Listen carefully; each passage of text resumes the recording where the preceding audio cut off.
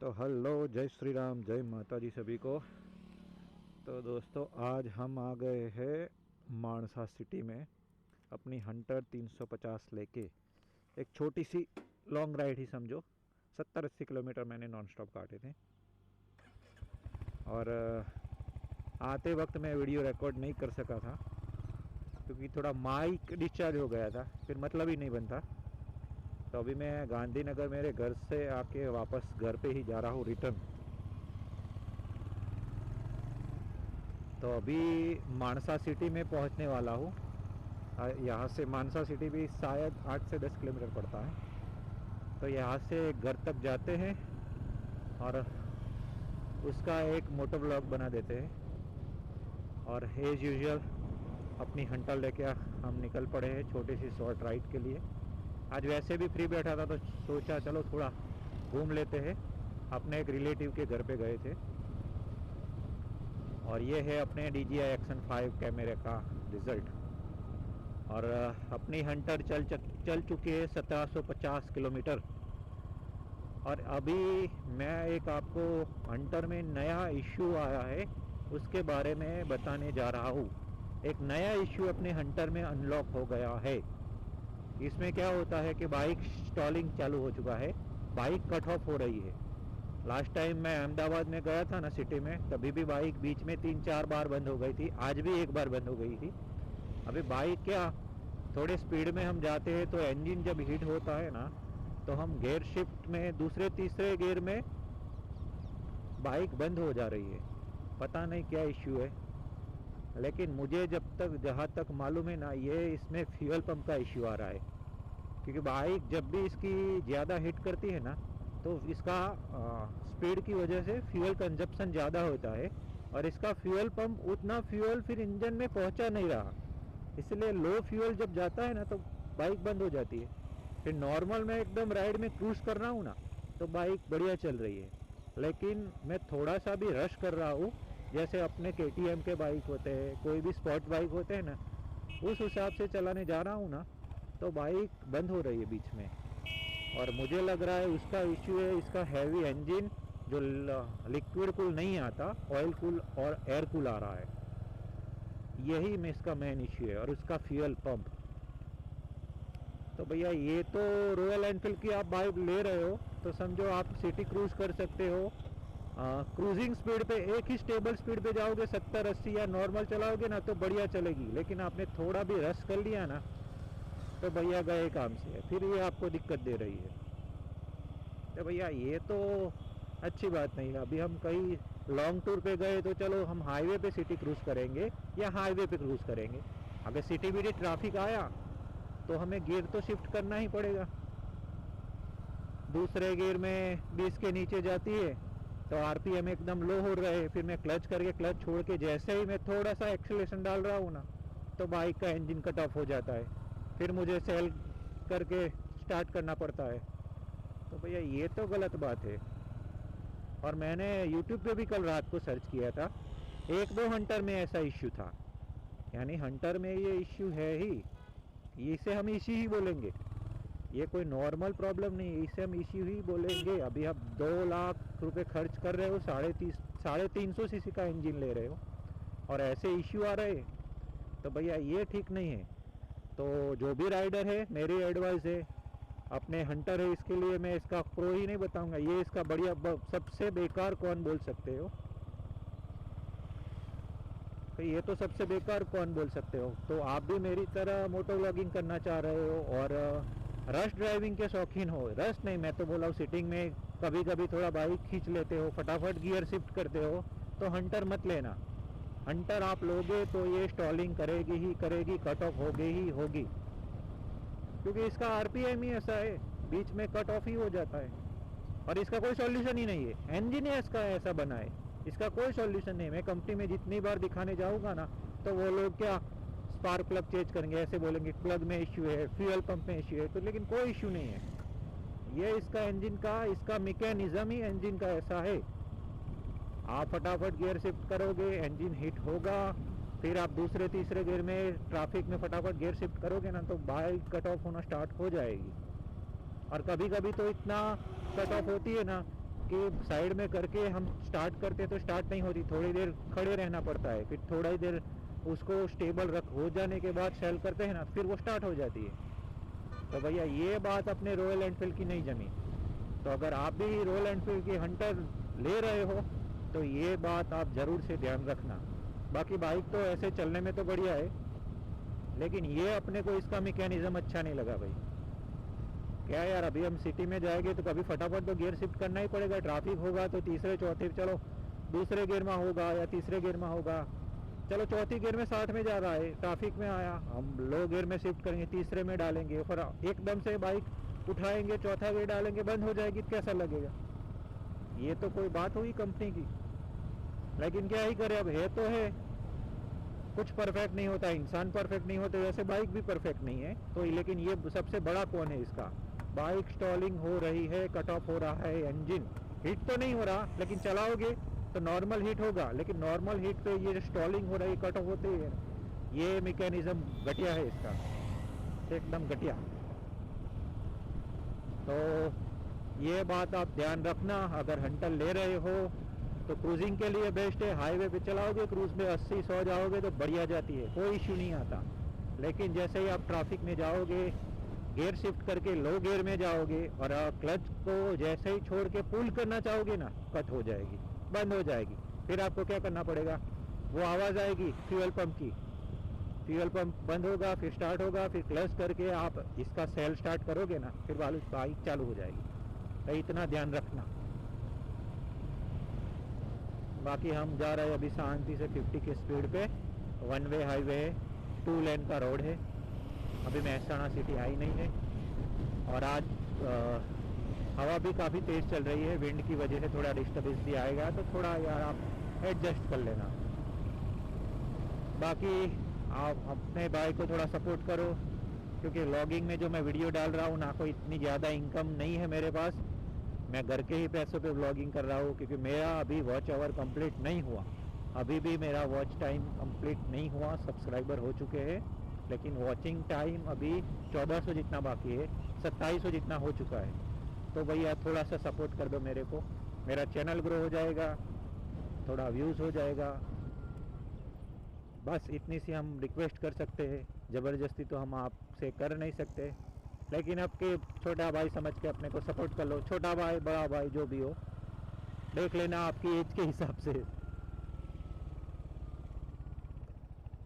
बाकी मेरी एक एडवाइस दे रहा हूँ मैं सबको, अगर आपको रॉयल एनफील्ड की ही बाइक चाहिए बढ़िया वाली, तो गरिल्ला ले लो भैया, क्योंकि उसमें क्या है, इंजन बहुत बढ़िया है हिमालयन वाला, और वो भी लिक्विड कूल। ये जो कट ऑफ हो रहा है, ये जो स्टॉलिंग हो रही है ना, वो नहीं होगा उसमें।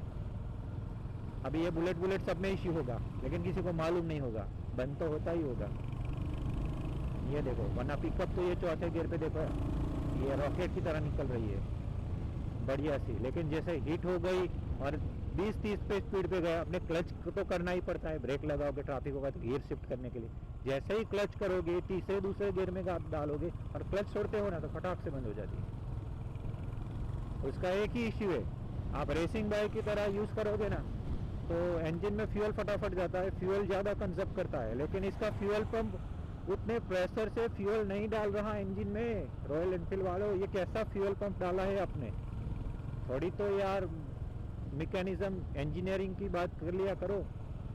अभी देखते हैं, सर्विस के टाइम में बोलूँगा कि भाई इसका फ्यूल पंप में कचरा वचरा तो नहीं आ गया, चेक कर लो, उसकी वजह से भी कट हो सकता है, लेकिन मुझे तो ऐसा नहीं लग रहा। कोई बात नहीं, चलता है, कुछ परफेक्ट नहीं है, अपने चलाते हैं। और हाँ, एक अपने दोस्त ने मेरी 2-4 वीडियो पहले मैंने एक वीडियो डाला था ना, उसमें उसने कमेंट किया था कि भैया इसमें टैपेट नॉइज़ का इश्यू है। तो हाँ, हीट होती है ना, तो टैपेट का नॉइज़ बहुत ही आवाज़ करता है रॉयल एनफील्ड में। ये देखो, अभी भी सुनाई दे रहा है मुझे, अभी भी टैपेट का नॉइज़ आ ही रहा है। ये देखो, तीसरे गियर में मैंने क्लच करके, ब्रेक करके, अभी तीसरे गियर में छोड़ा ना, तो बाइक बंद नहीं हुई, क्योंकि मैं क्रूज़ करके आ रहा था। लेकिन सिटी में जब मैं फटाफट गियर शिफ्ट करता हूँ ना, तब ये दिक्कत आनी स्टार्ट हो जाती है। खैर, अभी क्या ही करें, बाकी हम राइड के मज़े लेते जा रहे हैं, आप भी मेरे साथ मज़े लो। ऐसा इमेजिन करो कि आप मेरे बाइक के पीछे पिलन की तरह बैठे हो। ये देखो भाई, बुलेट जा रही है, bullet bullet bullet, royal Enfield classic 350। ये हेलमेट वेलमेट डाया करो। बाकी इसका जो एग्जॉस्ट नॉट है ना बुलेट का, बढ़िया है, अपनी हंटर से भी बढ़िया है। वो duck duck duck duck duck करके आवाज़ आती है ना, एक अलग ही सुकून मिलता है। और टाइम देखो 3:45, शाम के 4 बज गए हैं, शाम के 4 बज गए हैं।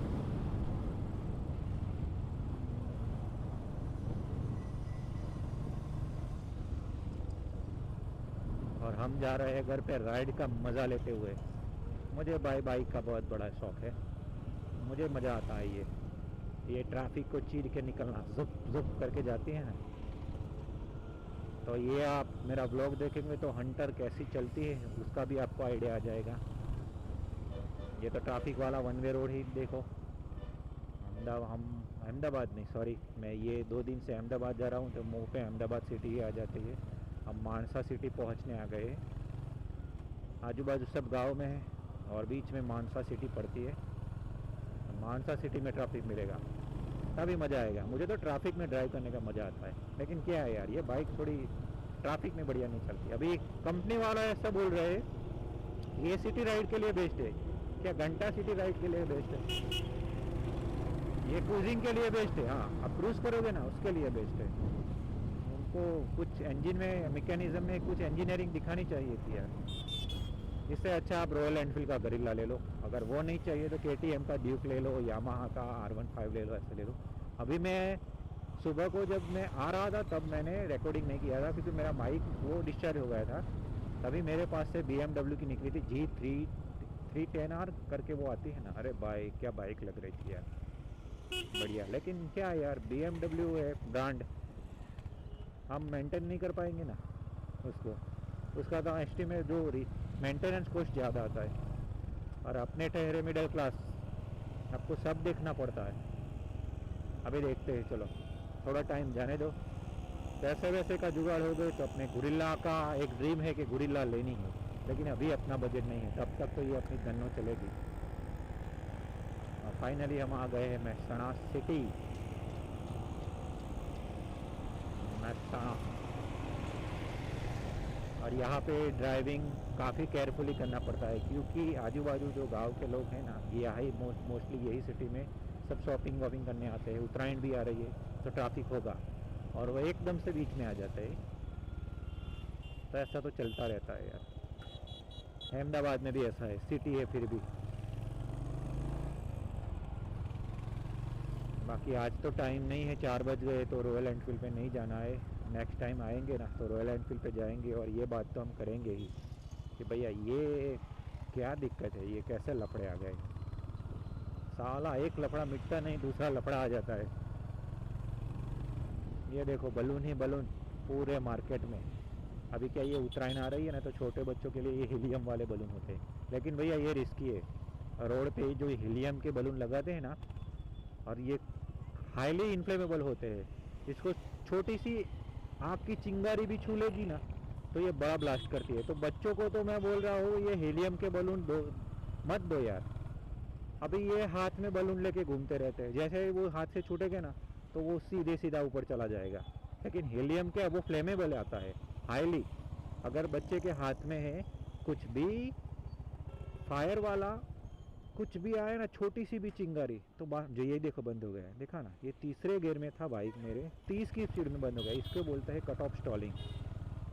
देखा, ये इश्यू है, ये वाला इश्यू है बाइक में। ये नहीं होना चाहिए भैया।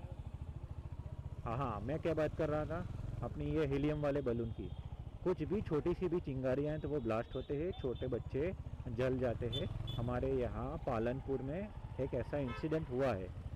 वहाँ शादी थी तो शादी के बाहर ऐसे हीलियम बलून वाले आए थे बेचने के लिए, और वहाँ शादी की वजह से पटाखे जलाए जा रहे थे। तो एक पटाखा जल के बलून में गया और पूरा लाइन जो बलून की थे ना, इतना बड़ा भयंकर ब्लास्ट हुआ था ना। कि काफ़ी 17 से 18 लोग 3rd डिग्री बर्नआउट हो गए थे। तो यार ये थोड़ा ध्यान रखो, ये हाईली इनफ्लेमेबल होते हैं और इनको क्या कमाने की ज़रूरत होती है तो ये ऐसे प्रोडक्ट बेचते हैं और लोग ख़रीदते भी हैं, लेकिन ये बहुत ही डेंजरस है यार। तो हम ये देखो फाइनली मानसा सिटी से भी बाहर निकलने की आ गए हैं। ट्रैफिक नहीं मिला यार, चलो ठीक है, बढ़िया निकल गए हम। तो बढ़िया हम बाहर निकल गए। ये देखो एक बार तो मैंने ये आपको स्टॉलिंग दिखाई दी, बंद हो गया था बाइक, तीसरे गियर में 30 स्पीड पे बंद हो गया था। लेकिन कंपनी वाले ये क्लेम कर रहे हैं कि लो आरपीएम पे ये बाइक चलती है, तो क्यों चली नहीं भाई मेरे? चलना ही चाहिए। अरे दूसरी गियर में मैं बाइक खींचूंगा तो उसका पिस्टन पे कितना मार पड़ेगा भाई, घिस जाएगा। तो थोड़ा आरपीएम सेट करना पड़ेगा। अभी देखते हैं, कंपनी में दिखाता हूँ, वो बोलते हैं कि आरपीएम सेट हो जाएगा तो करवा देते हैं। फ्यूल पंप का भी बात कर लो, कोई साफ़ कर दो, फ्यूल पंप क्लीन करवा दो, फिल्टर विल्टर में कुछ इश्यू है ऐसा तो नहीं है ना? तो देख लेते हैं। अभी सर्विस का तो काफ़ी टाइम बाकी है, क्योंकि पहली सर्विस 500 किलोमीटर पे आई थी, दूसरी 5000 किलोमीटर पे, और अभी तो ये 1758 ही हुआ है, यानी अभी 3000 किलोमीटर घूमेगा बाइक। तब तक तो हम चलाएंगे, खींचेंगे बढ़िया सी और मज़े करेंगे, मज़े। अब मज़े करेंगे। ओ भाई मेरे, ये देखो वरना पिकअप में तो हम सब बढ़िया है भाई। ये देखो ये 5वें गियर में ऐसे मक्खन की तरह जाती है ना, वाह भाई। अभी कुछ डिस्टर्बेंस आ रहा है आपको? घर पे जाके देखते हैं वीडियो। माइक तो लगाया है हमने, लेकिन डिस्टर्बेंस आ रहा है नहीं आ रहा वो तो मालूम नहीं है। किसो लगा है, किसो लगा है? हाँ इसो लगा है, राइट साइड में लगा है। Bye bye. डेवलपमेंट में देखो, मानसा में भी सब डेवलपमेंट चालू हो गया है। सब देखो वहाँ पे कॉम्प्लेक्स ही कॉम्प्लेक्स, फ्लैट ही फ्लैट, बढ़िया है। मारुति स्टोन खाने में क्या ही सब्जी। अरे हाँ यार, घर पे जाके अभी तो सब्जी भी ख़त्म हो गई है, घर पे जाके सब्जी लेने जाना पड़ेगा, अभी क्या ही करे।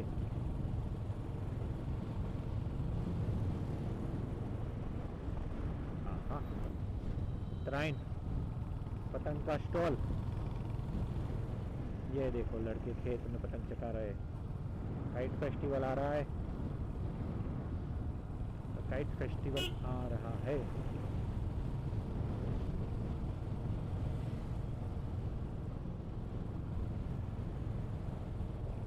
एचपी